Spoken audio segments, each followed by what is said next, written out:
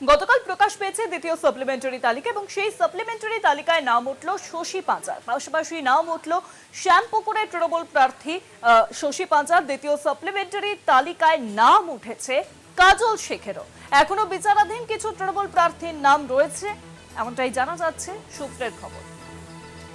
নাম উঠল শ্যামপুকুরের তৃণমূল প্রার্থী শশী পাঁচার। শশী পাঁচার তিনি কিন্তু আন্ডার এডুকেশন ছিলেন, কিন্তু দ্বিতীয় সাপ্লিমেন্টারি তালিকায় নাম উঠেছে তার। পাশাপাশি কাজল শেখ, তার নামও কিন্তু উঠল দ্বিতীয় সাপ্লিমেন্টারি তালিকায়। তবে এখনো পর্যন্ত বেশ কিছু তৃণমূল প্রার্থীর নাম রয়েছে আন্ডার এডুকেশনে, এমনটাই সূত্রের খবর। এ নিয়ে শশী পাঁচা এবং কাজল শেখ তারা কি বলছেন, তাদের নাম আজকে গতকাল যে সাপ্লিমেন্টারি তালিকা প্রকাশ পেয়েছে তাতে উঠেছে, তারা কি বলছেন এ বিষয়ে শুনুন। যে 209 পার্ট আছে সেটাতে একমাত্র আমি আমার নাম দেখি।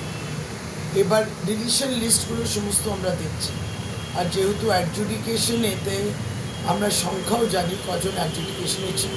যেমন আমার শ্যামপুকুর বিধানসভা কেন্দ্রে 2759 জন। তাই যদি হয় তাহলে এদের মধ্যে কজন ডিলিট হয়েছেন, কজন আছেন লিস্টে, ওই তালিকাটা আমরা প্রিপেয়ার করছি।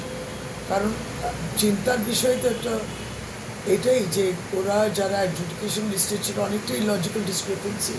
আমি যেমন আমার ক্ষেত্রে কাগজপত্র সবই আছে, ম্যাপিংও আছে, যারা এলডিতে আছে তারা তাহলে বাদ গেলেন কেন? দেখুন, এর আগেও আপনারা এই বিষয়টা নিয়ে অনেকবার প্রশ্ন করেছেন। আমি আগেও যে উত্তর দিয়েছি আজকে সেই উত্তর সেমই হবে। কারণ আমি বলেছিলাম আমাদের বিচার ব্যবস্থার প্রতি আমার পূর্ণ আস্থা, বিশ্বাস, ভরসা আছে।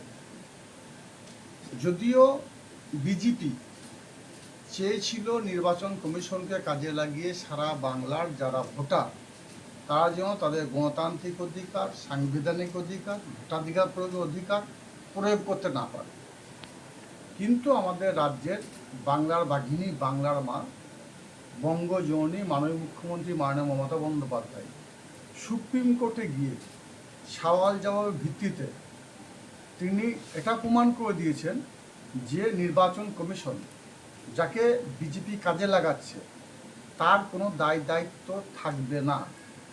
কোন মানুষটা ভোট দিতে পারবে, কে ভোট দিতে পারবে না, তাদের পেপার বৈধ কি বৈধ নয় সে বিচার করার অধিকার নির্বাচন কমিশনের নেই। সে বিচার করার অধিকার মহামান্য আদালতকে দেওয়া হয়েছে। স্বভাবতই আদালতের প্রতি পূর্ণ আস্থা, বিশ্বাস, ভরসা ছিল আমার।